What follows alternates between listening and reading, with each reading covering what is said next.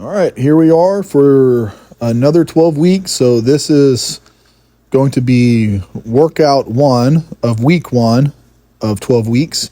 So we start off with back, chest, and abs on this night. As you can tell, we start off with barbell rows like we always start off. This is my top set. All my weights are going to be lighter than what they previously were from the last weeks because I'm going to build back into the heavier weights. I like to pause at the bottom and give it at the top and give it a good squeeze at the beginning of the set. And then as it goes on, obviously I can't hold it from fatigue. So I just try to bang out as many sets as I can. This is Richard. Richard is joining the gym, trying to lose weight. He wants to get down to a certain size again. So you can see he's doing the nice squeeze with a hard contraction at the beginning of his set. And then he's also kind of banging them out towards the end, just trying to get through the reps. We do 4 sets of 8 to 12 reps of everything we do. So from there, I move on to T-bar rows. Now, with these, I like to keep them moving. I don't like to pause. I just like to go all the way through. I want to talk real quick about last week. Guys, if y'all didn't watch the video, then y'all won't know. But so before I went on my deload week, I was actually 231 pounds. And then after my deload week, I'm now 236 pounds. But my muscles look nice and full and round.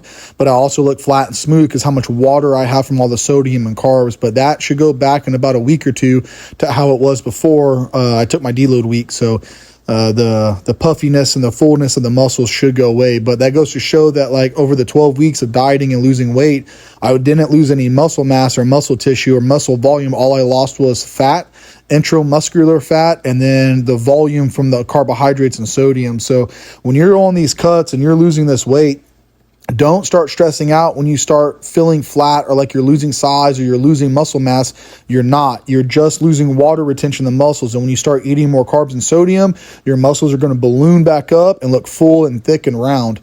So after T-bar rows, right here, I like to go to reverse grip, bend over barbell rows because I'm trying to work on that middle back and the lats. I feel this more between my shoulder blades than I do in my lats. People might say, no, it targets this, that, or the other. But for me, that's where I feel it. So that's why I like doing it.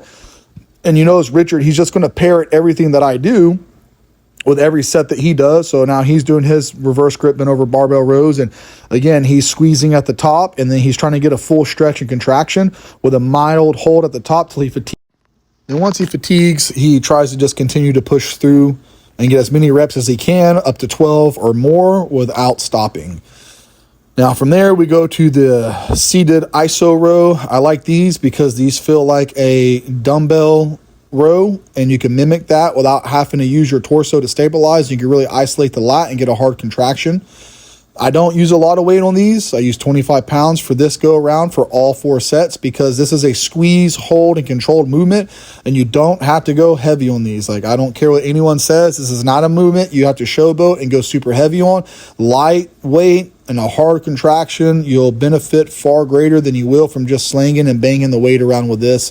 It's not really that kind of movement. I've tried overloading it, putting 2-3 plates aside, and I didn't feel any contraction. I just felt fatigue, and it just did not feel good. So I just try to keep the weight a little bit lighter. So this is the last back exercise right here for the night. And you can see Richard's also doing the same thing, holding, squeezing, contracting. And then from this movement, we switch on over to chest.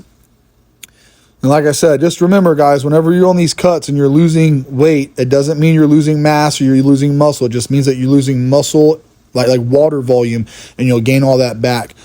So to speak on the chest, so the crazy thing about this was last week I took off from working out, but I did deep tissue work with a heavy bar. I did my massage gun. I did stretching. I did a lot of stuff to try to help get blood and break up knots and scar tissue. Well, tonight, this felt absolutely terrible in my chest. From the dip of my incision, like from the dip of my pec on my right side, all the way down into my bicep where it connects into my actual like bicep tendon, it felt really tight and a very hard strain and pull on that side of my chest. So I just took it easy. I reduced the weight. I was going to work up to the 60s, but I said, you know what? There's no glory in getting hurt. And nobody cares how much you lift. So let's reduce the weight and avoid injury. And you can see I'm doing nice, slow, and controlled negatives. I'm pausing at the bottom for a brief moment, getting a good stretch on that scar and then on that messed up pec. And then I push through it for a good hard contraction at the top. And that said, I got 8 reps and it felt really good despite being tight and feeling terrible in that incision. But as the night went on, it felt better and better. Now, as Richard's doing his set, he's doing a slight pause on these and he's doing the same weight that I'm doing. I would like to see him slow his reps down a little bit on the negative and hold the rep at the bottom for a little bit longer and get a little bit more stretch. So that way he could get a harder pull and more fatigue in his pec without having to use heavier weights.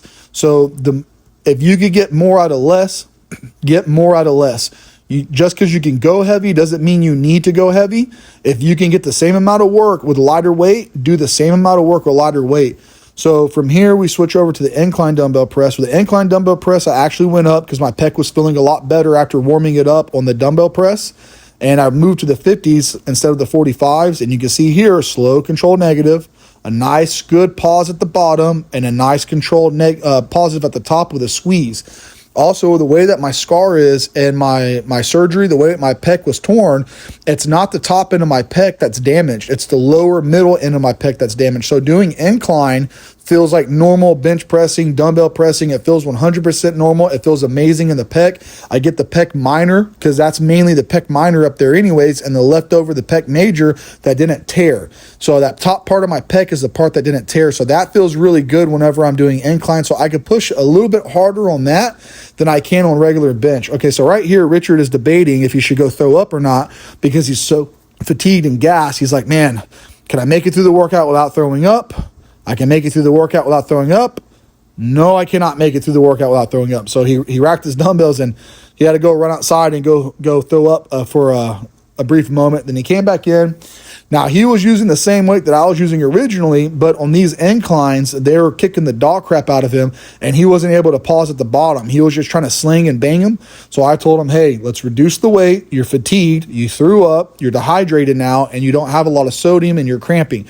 Reduce the weight. Get a slow negative with a nice control at the bottom with a pause, and then a smooth transition to the top of a squeeze. And he did that, and he was able to finish his workout very flawlessly, and he got a lot more out of that than what he was doing earlier. Once you guys start to get fatigued and crampy, you start throwing up and anything else, you really need to contemplate on either reducing the weight, slowing down, or calling it a night. Richard pushed through. So on these, I started with the 10s and moved up to the 17s with the dumbbell flies right here, and you can see my pec, how wonderful it looks.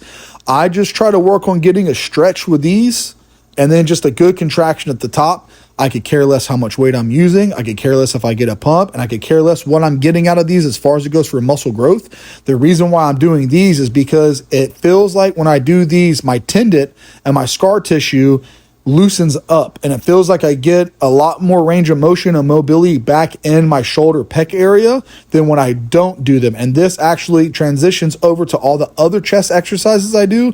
And next week, that tightness that I had in my chest in the first exercise, it shouldn't be there like it was this week, because this stretching with the dumbbell flies feels like it just does something amazing for the scar tissue. Like I don't know how to explain it or what to say or how to describe it, but it makes a tremendous difference getting that nice, deep, long stretch with that soft contraction at the top. And I say soft because I'm not squeezing hard because I don't want to cramp that pec up, because it cramps very easy at this point in the workout because it's fatigued. So a lot of people will say this is overtraining, and they'll say, oh, you guys are overtraining. You're doing 16 sets per body part. That's not necessary. You don't have to do this many sets. You don't have to do this many reps. You guys are doing too much. Well, I'll tell you what. I work overtime. I don't work straight time. I overbuy when I buy stuff. I overfinance when I finance stuff. And I overtrain when I work out, because I like doing over what the normal person will do, because you'll never know if you'll be greater than the normal person if you don't do if you don't do things that aren't normal. If everyone's doing this and you're doing this, and then you're the same as everybody else, you have to ask, why am I the same as everybody else? Well, because you're doing the same thing as everybody else. But it works for everybody else, yes. But do you want to be better than everyone else? Or do you want to be like everybody else? I want to be better than everybody else. It doesn't show right now in my physique and my development that I'm better. And that's fine. But as time goes on, it will show. And I'm not saying I'm better than everybody else. That's just a normal person doesn't work out. I'm talking about competitive bodybuilders. I'm talking about fitness, athletic people that do figure and competitive and classic and bodybuilding. That's who I'm comparing myself to. The people that I'm going to be stepping on stage one day and competing against, not just normal people. So don't misunderstand and twist it around and get your feelings hurt like, oh, you think you're better than us. That has nothing to do with it. It just My mindset is bodybuilding, and I want to compete against other bodybuilders. So I want to be better than other bodybuilders. So I'm going to do more than other bodybuilders. And it's either going to work or it's not. And if it doesn't, I'll change it up. So after we get, this is our last exercise on chest right here. After we get done with this movement right here, we move on to abs. We did reverse crunches, decline crunches, and wood choppers. And then we did 10 minutes in the Stairmaster, and that was the night. This was a good workout for workout 1 of week 1 of coming back for the next 12 weeks. But that's it for the video, guys. Thanks for watching. You have any comments, please leave them and I will reply back to you. Whether it's negative or positive, I don't care. I enjoy reading what you guys have to say, and y'all have a great night, and I'll see you tomorrow.